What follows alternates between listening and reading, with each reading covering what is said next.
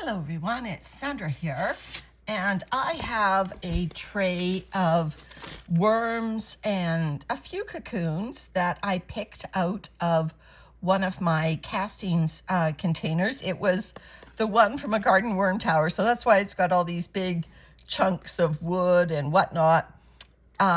Most of this debris I put in here just to create sort of a beaver hut of hidey holes for the worms that I was picking out. And I'm going to put them in peekaboo because I just fed peekaboo not too long ago. I'm not going to be going into this bin for a while. And there were so many wisps that I picked out of those castings.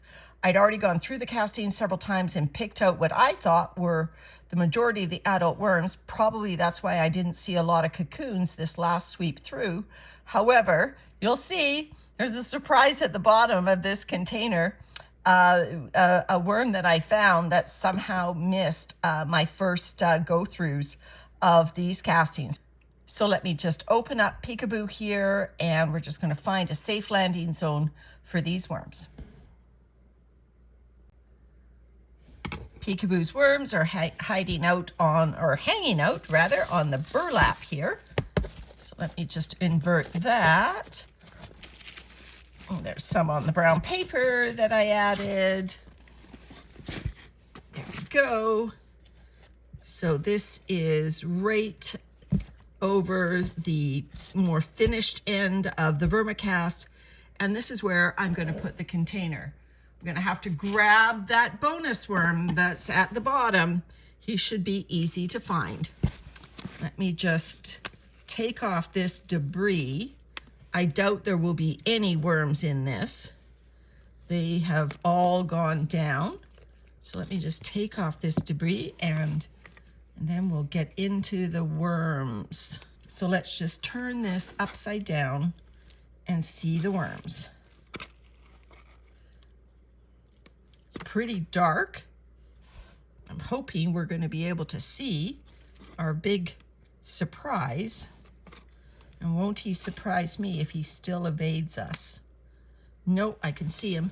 Can you see wisps moving in? I can see wisps moving in this. It's pretty dark. The material's pretty dark with the wetness, but on the avocado shells and everything, I can see wisps. Do you see? Do you see who I'm going for there? Do you see that big purple body there? There's little wisps. See the size of them? This is why I want to just put these in peekaboo and leave them alone for a while. That's too tiny of a worm, in my opinion, for me to be throwing around as I fluff out the bin. So I know I'm not going to go into peekaboo now for a little while.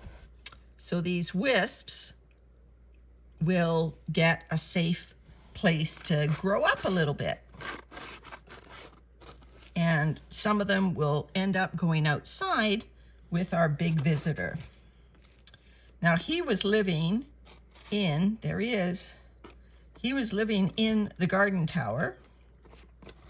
So, but I'm going to find him a nice home, and at the end of the video, I'll show where I release him. There he is. He's one of my Vancouver Island worms, Arctiostrotus vancouverensis, an ancient species that has been around for at least 600,000 years. Since before, well, there was no ice age in this little corner of the planet of North America. So there still will be wisps in this container, but I think it's important that I take this big guy out. I don't know if I have any of these worms in peekaboo. I assume I do. However, I don't want him to live in peekaboo and not have a mate. So I'm going to take him out to my garden where I know there are worms, just like him. I assume peekaboo has some, but I haven't seen a big one like that in peekaboo for a while. So I thought he could go out to my garden and find somebody more his own size. Let me just pick him up and show you his full size here. And I'll just get out this last worm from the corner. All right, come here.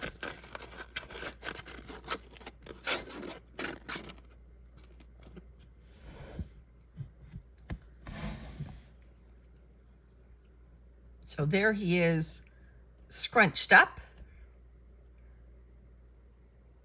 You see the beautiful purple coloration, the coral colored clitellum. He's stretching out, certainly not as big as the other ones I've found, but big enough, and too big, I think, to live in my indoor bin. So let's take him outside. So let me just put him in the manure and we'll watch him go down. It's such a privilege to be a caretaker of these worms.